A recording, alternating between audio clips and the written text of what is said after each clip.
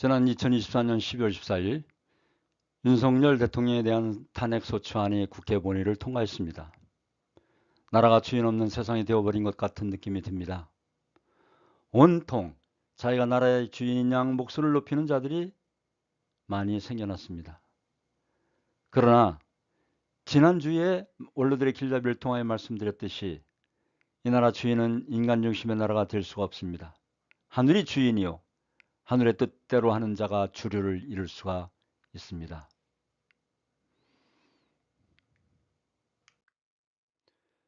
원로들의 길잡이는 지난 2023년 2월 1일 원로들의 길잡이를 첫 유튜브에 올린 이후 매주 목요일마다 지금까지 100회 이상에 걸쳐 원로분들의 건강과 하늘 중심한 국가관 그리고 가정과 사회와 국가의 신통일 한국의 밑거름이 되는 가정의 행복 3대가 어울려 사는 행복한 가정을 이루시기를 소망하며 지금껏 노력해왔습니다. 함께해 주시고 격려해 주신 분들께 감사드리고 계속해서 원로들의 길잡이를 사랑해 주시길 부탁드리면서 원로들께서는 항상 건강하시고 행복하시길 기원드리며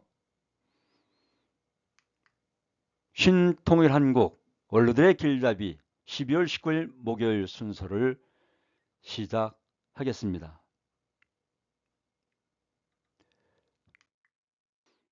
태평양 문명권 중심 대한민국 2025년을 위하여 우리는 새롭게 하나 되어야 합니다.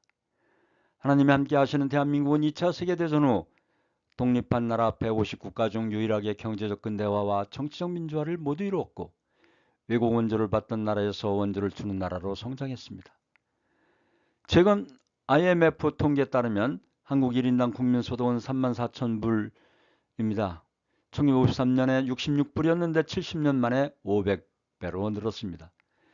저는 2024년 8월 미국 US 뉴스지에 발표한 세계강국 순위에 따르면 한국은 6위로서 즉 미국, 중국, 러시아, 독일, 영국 그리고 한국이며 7위인 프랑스, 8위인 일본, 9위인 사우디아라비아, 10위 아랍에미레이트로 순서가 발표되었습니다.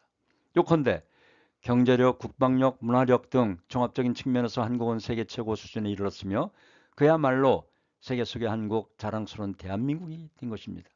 이런 환경은 우리들에게 하늘이 내려주신 통일에 대한 기회입니다. 그러나 다른 한편으로는 위기라고 보는 이들도 있습니다만 정말 중요한 2025년도가 희망의 해가 되길 소망하면서 태평양 문명권 중심 대한민국의 2025년도를 위하여란 주제로 말씀드리고자 합니다. 구독, 좋아요 잊지 마시고 눌러주시면 더 좋은 영상을 만드는데 큰 힘이 되겠습니다. 계속 이어가겠습니다. 현재 우리는 좌익 우익에 갈라진 나라가 되었습니다. 지금은 신간과 인간 중심한 가치관의 차이가 되었습니다만 이제 하나님주의에 의한 국론 통일이며 남북 통일을 이루어야 할 때입니다. 한민족의 정체성은 잘못된 인식이 있습니다. 한민족의 단점으로 거론되는 사대주의, 열등의식, 자주 독립심이 약하고 당파 분열이 강하며 체념적인 민족이라는 지적들은 식민사관에 주도하여 교묘하게 꾸며진 잘못된 사실입니다. 우리는 단군시대부터 한우를 섬기는 경천사상, 외압 앞에서의 불굴의 의지, 조국에 대한 열렬한 사랑이 한민족의 진정한 정체성이라고 할 수 있습니다. 한민족 정체성의 뿌리는 단군 신화의 홍익사상에서 잘 나타나는 것처럼 남을 이롭게 하는 평화의 정신인 것입니다.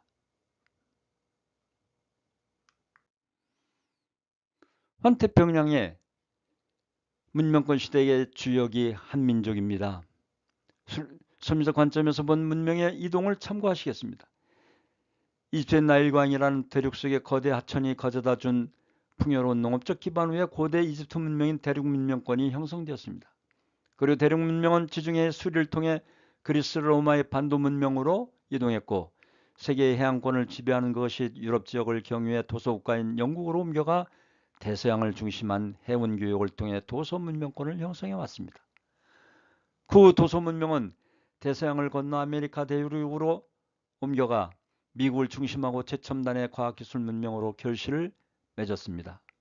대륙의 하천으로부터 시작한 문명은 지구를 서진하면서 하천, 지중해, 대서양, 태평양으로 이동하여 오늘에 이르고 있는 바 21세기에는 반도 문명이 한반도를 중심하고 형성되어 환태평양 문명권 시대를 열게 될 것인즉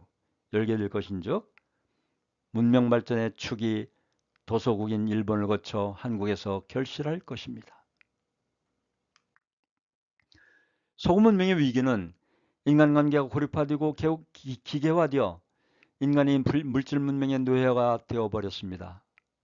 산업사회가 가져온 사회학적 위기는 인간관계의 올바른 기본 구조가 붕괴된 데에서 연유되었으며 기계의 기능이 인간의 활동을 능가하게 되었고 기계가 형성하는 전체적 산업구조 속에서 인간은 압도당하고 철저하게 부품화, 원자화 되어버렸습니다.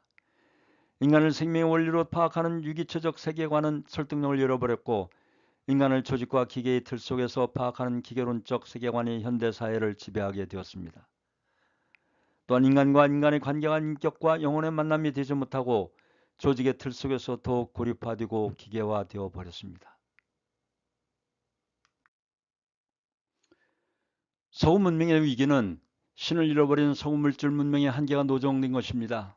현대 서구 사회에 가장 큰 영향을 미친 사상인 마르크스의 변증법적 유물론 또한 다윈의 진화론 그리고 공태의 실증주의 등은 정신적 가치보다 물질적 가치를 위에 두었고 신중심의 절대가치와 인격의 존엄성을 왜곡하고 무시하였습니다.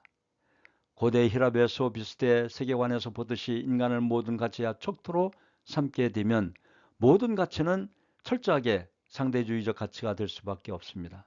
신을 잃어버린 인간에게 나타나는 현상은 정신적인 불모와 실존적 허무성 그리고 삶의 무의미성뿐 신이 중심이 된 곳에서만이 진정한 인간과 우주의 궁극적인 의미를 회복할 수 있고 삶의 의미와 절대가치의 근거를 찾을 수 있습니다. 따라서 문선명 한학자 총재께서는 세계 문명을 주도할 사상은 하나님주의로만이 가능하다라고 주창해 나왔던 것입니다. 하나님주의 환태평양 섭리시대를 선포해 나온 근거로 세계 지도자들이 2000년 11월 30일 브라질 판타나르에서 5개국 18명이 참석한 가운데 한반도 중심의 환태평양 섭리시대가 도래할 것을 선언하였으며 아시아 태평양 지역은 태평양을 중심으로 생명을 잉태하고 양육하는 평화의 중심지역이며 아시아 태평양의 국가들은 하나님의 뜻에 따라 어머니처럼 세계 각국 앞에 참사랑으로 위하는 심정문화혁명을 이루어 세계평화 실현에 기여할 것임을 천명하였던 것입니다. 부디 우리 원로들께서 환태평양 시대의 중심국인 대한민국, 이제 우리나라가 세계의 중심국가로 우뚝 설 날이 얼마 남지 않았습니다. 하늘이 함께 하실 수 있도록 2025년 우리 원로들께서 새해보다 적극적이고 신대한민국을 이루어 나가는데 앞장서 주시기를 당부드립니다. 3대가 함께하는 가정은 남북 통일을 위한 기본이며 통일 이후에 세계 중심국가로 가기 위한 초석이고 경천애인 사상의 출발지가 될 것입니다. 오늘도 원로가 없었다면 대한민국이 없다는 양무 원로 신무 태안 이 희호를 보시고 여야를 막론하고 사리사욕 당리당략에 의해 분열과 중상무략 고무술수를 일삼는 몰입에 같은 그런 위정자들을 척결하시고 하늘이 인도하시는 본연의 양심에 따라 나라와 백성을 치리해 나가는 지도자들을 지지해야 할 것입니다.